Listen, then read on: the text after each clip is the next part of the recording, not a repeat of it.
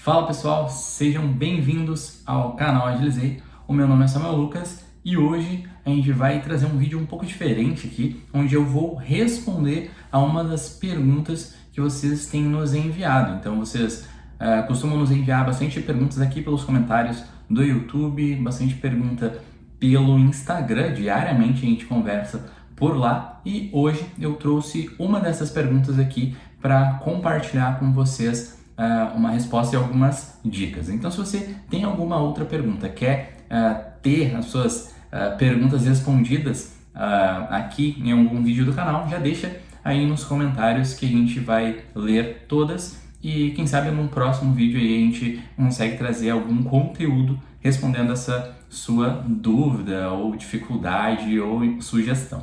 E o assunto que a gente vai falar hoje são 5 dicas para se destacar em um teste técnico com QA, ok?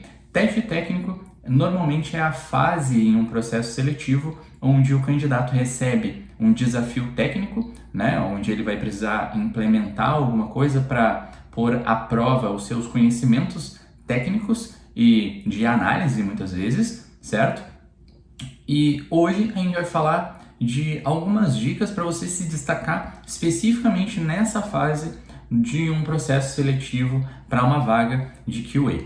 Claro que aqui a gente não vai falar tanto da parte de preparação para um teste técnico, né? A gente já vai assumir que você esteja já num processo seletivo, você esteja apto e já tenha os conhecimentos para aplicar neste teste técnico. E aqui a gente vai falar de alguns pontos para alavancar aí e para te dar algumas vantagens para te destacar nesse processo seletivo na etapa de teste técnico, beleza? Então são 5 dicas e a primeira dica é foque na solução do problema proposto e deixe decisões menos importantes para um segundo plano. Por exemplo, estou fazendo um teste técnico para uma vaga de automação de testes, né? E nessa vaga não tem bem especificado que você precisa iniciar usando um determinado padrão, precisa usar Screenplay, ou precisa usar PageObjects, ou precisa usar Cucumber, né? Se não tem nada disso especificado como algo que você tem que iniciar fazendo, a minha sugestão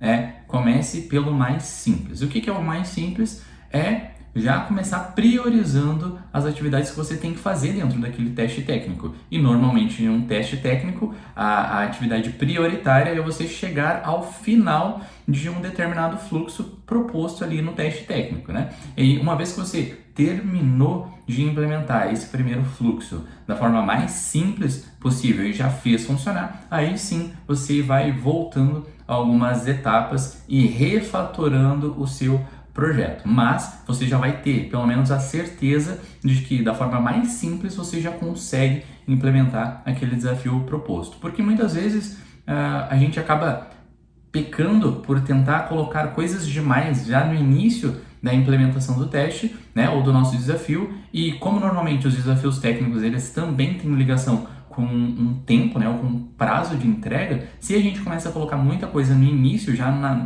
nas primeiras horas ali que a gente tem para resolver aquele desafio técnico, pode ser que a gente acabe esquecendo alguma coisa que realmente era importante ter naquele nosso desafio. Então, por isso, a primeira dica é foque na solução do problema proposto e deixe outras coisas, decisões secundárias, para fazer como refatoração assim que você concluir o que é mais importante do desafio. A segunda dica é, se possível, use diferentes técnicas durante a implementação do desafio. Então, por exemplo, se você está trabalhando ali em um desafio técnico para implementação de uma automação web, né? E normalmente para um desafio técnico de automação de testes para web, a gente vai ter ali a nossa etapa onde a gente vai mapear os nossos elementos. Então, nesse exemplo, uma forma que você poderia mostrar diferentes técnicas para um recrutador, né, ou para alguém que está avaliando aquele desafio, seria usando diferentes técnicas para mapeamento de elementos. Então você pode ter, por exemplo, mapeamentos usando data attributes, usando IDs, usando classes, né, diferentes técnicas, usando até os coringas dos atributos para quando alguém for avaliar o seu projeto, vai ver que você tem de fato repertório técnico, né? Que você consegue de fato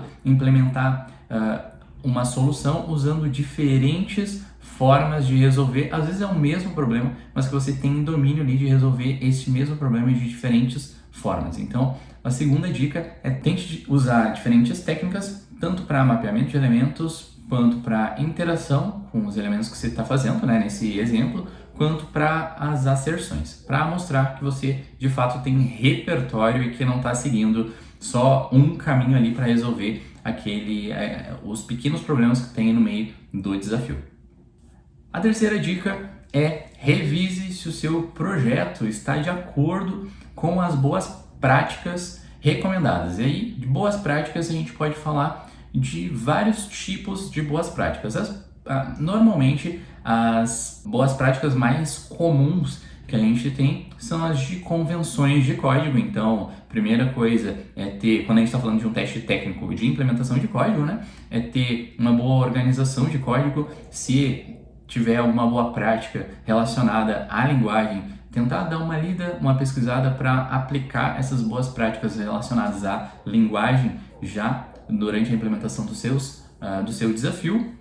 E se você estiver utilizando algum framework específico, como o Cypress, Playwright ou Cucumber, todos eles têm uma lista ali de convenções ou boas práticas que devem ser seguidas, que são pelo menos recomendadas, né, para a implementação durante o uso da ferramenta, né? Então, quando você for implementar o seu projeto ali durante o teste técnico, que você já fez lá a primeira parte, já focou no mais importante, a terceira dica é revisar se o seu projeto está de acordo com as boas práticas, porque muitas vezes o projeto está fazendo o que deveria, está usando diferentes técnicas de mapeamento, como a gente viu na segunda dica, mas está totalmente fora do que é recomendado de boas práticas. E, claro, né, as boas práticas são uma recomendação. Caso você não vá seguir alguma boa prática, você pode, claro, justificar isso, porque às vezes não é possível aplicar todas as boas práticas ou alguma boa prática específica, tá? E um outro ponto também sobre boas práticas é que você não precisa ficar neurótico se preocupando em aplicar todas as boas práticas que dizem na documentação, mas é importante que você utilize pelo menos algumas para mostrar que você de fato tem repertório, né, como a gente viu na segunda dica, e que você sabe, você tem direção para o que você está fazendo, que você consegue, principalmente, eu acho que esse é o ponto mais importante, você sabe seguir convenções de código, porque provavelmente quando você chegar lá naquele projeto, o time que você vai estar alocado também vai ter algumas boas práticas, algumas convenções, alguns padrões, e você, com essa terceira dica, já vai ter demonstrado que sabe seguir um guia de boas práticas, seja de um framework, e vai ficar aí subentendido que de um projeto ou de uma equipe você também vai conseguir seguir tranquilamente.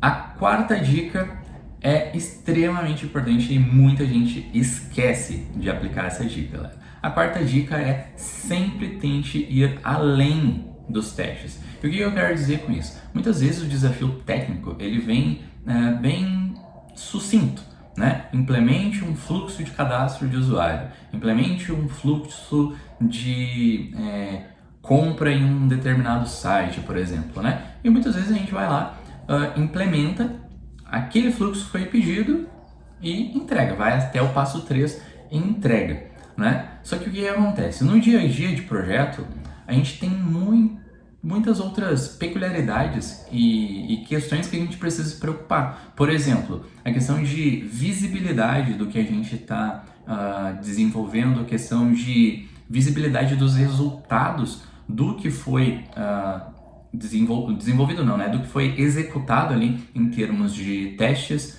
né? Então, tanto a questão de visibilidade quanto a questão de poder executar esses testes constantemente de uma forma fácil, essas são questões que você vai se preocupar em algum momento lá no seu projeto. E se você puder demonstrar que você já tem domínio sobre algumas dessas questões, melhor. E uma das formas que você pode fazer isso é já implementando no teste técnico relatórios do seu desenvolvimento, né? Então você vai ter ali relatórios de execução que você pode implementar, por exemplo, um mock awesome, né? Ou qualquer outro reporter HTML que dá uma visibilidade simples, ou um Wheeler Reports, né? Você pode utilizar também. E, se possível, já deixar configurado o seu projeto para rodar pelo menos em um sistema ali, algum script para você colocar o seu projeto para rodar em uma integração contínua. Hoje em dia, normalmente a gente envia o link com o repositório, com a solução do nosso desafio. Então, você pode pegar dentro de um repositório, se ele estiver no GitHub, por exemplo, você pode criar lá um workflow dentro do GitHub Actions, e lá dentro você implementa tudo que é necessário para executar o seu teste, né? Que vai dar, além de facilitar a visualização de quem recebe o desafio para corrigir, né? A pessoa vai bater o olho e vai ver que o seu projeto já funciona, e isso já dá uma outra cara para a análise do seu projeto, vai demonstrar que você tem uma preocupação também, não só em desenvolver aquele fluxo, mas em dar visibilidade do que foi desenvolvido, seja através de uma execução da integração contínua, mostrando que você está preocupado em facilitar a análise do recrutador e que vai ter familiaridade com esse assunto quando precisar implementar, colocar os seus testes para rodar em uma esteira, né, de integração contínua.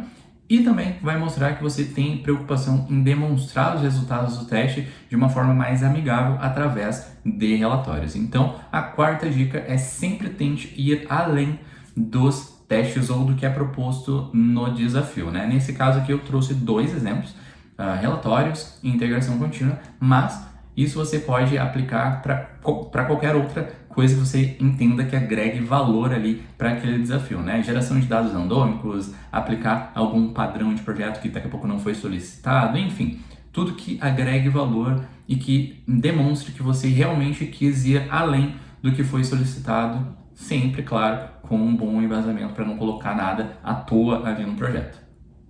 E a quinta e última dica é documente o seu projeto, galera. Por que é tão importante documentar o projeto? Porque muitas vezes a gente, primeiro, né, a gente aplica ali para uma vaga, né, tá fazendo o processo seletivo, tá na etapa de teste técnico, e às vezes a gente implementa o nosso teste, acaba a nossa implementação, tá funcionando, mas a gente não explica como que a pessoa que vai receber aquele projeto executa aquele projeto ali, aqueles testes, né? A gente não explica como que ela acessa os resultados e, principalmente, a gente acaba esquecendo de explicar por que a gente tomou aquelas decisões ali. Então, por que é importante que a gente documente o nosso projeto do desafio técnico? Porque isso vai mostrar para quem está avaliando o seu projeto que você, de fato,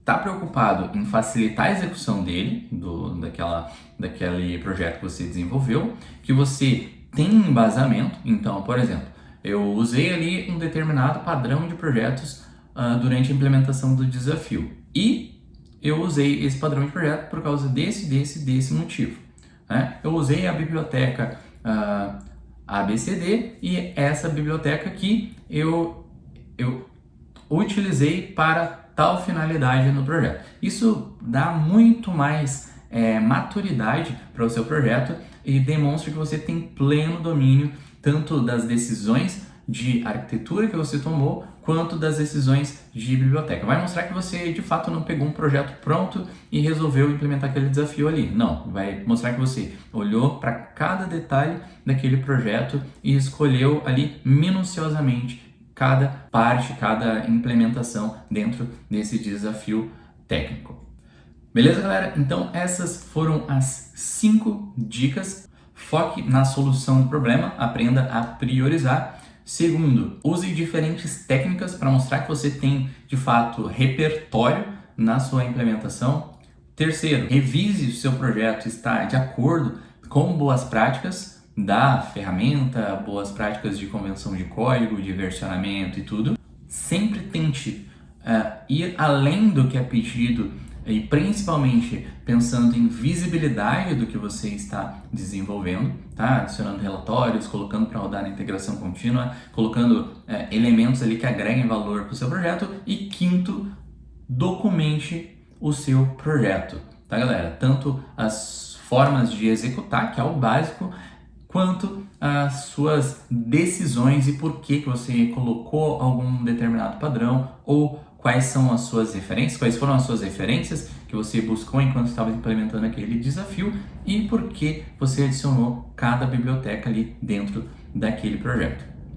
Beleza? Eu espero que vocês tenham gostado desse conteúdo. Se você quer deixar alguma pergunta ou trazer alguma outra sugestão de assunto, já deixa aqui nos comentários. A gente vai ter o maior prazer de trazer aqui a resposta para vocês ou algum conteúdo relacionado.